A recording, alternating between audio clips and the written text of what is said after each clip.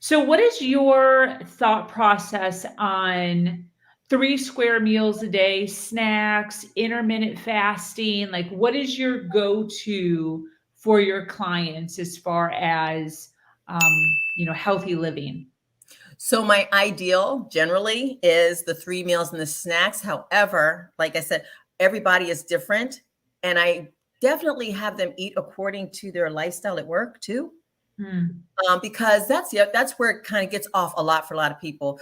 Like I have one client who was saying that, I'm fine up until lunch and then it goes. She says, because I mm, have meetings here and meetings there and da da da da da da da da da. I said, okay, so if you know that by the time lunchtime comes, you're not going to get that lunch, but you're eating your breakfast in the morning and you have a mid-morning snack, she suggested beef up the snack. Just beef up the snack, or maybe just have a little meal at that snack time. So by the time you get to the next meal, you're not starving, because that's when it all gets lost, right? Because then mm. she starts packing it in. So Yeah. it depends on their lifestyle. And that's why that part is so important. Some people work jobs, they can only do like maybe the one meal at work. So you're not going to have something, okay, 3 snacks and 3 meals. If you can only do one meal at work, you're more than likely going to be one meal, lunch, and then dinner, and maybe a snack in the evening, depending on how much you got in during the day. But it's very different. Intermittent fasting, it works for some people, it doesn't work for others. So here's how I see intermittent fasting. And I said to my mother, I said, it's nothing different than growing up. We had intermittent fasting growing up.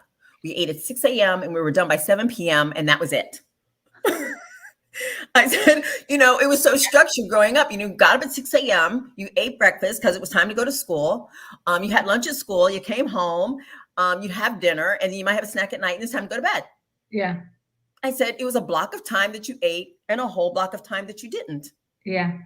I said, so that to me is intermittent fasting. So It yeah, is. Yeah, that would be like a 12-12. Yeah. exactly. And that's how, but because of society, people now what they do is they have candy dishes and all kinds of things at work, that they go in lunchroom and get a donut, all that stuff. But there was a time when that didn't really exist, right? So Yeah. we all ate, we all were on like this intermittent fasting program anyway.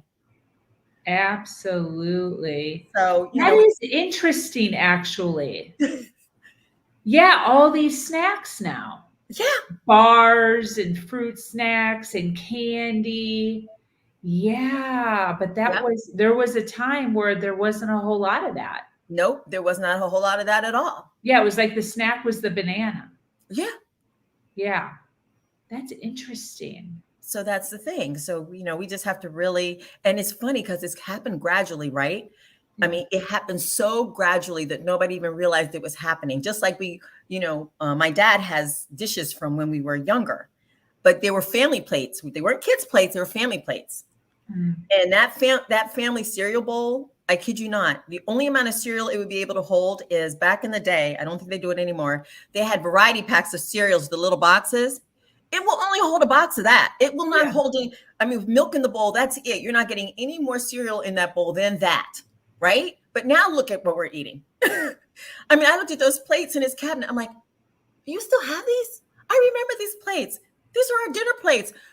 Our dinner plates look like dessert plates today. Yeah. It's amazing when you go back and take a look at where we were and where we are now. Yes.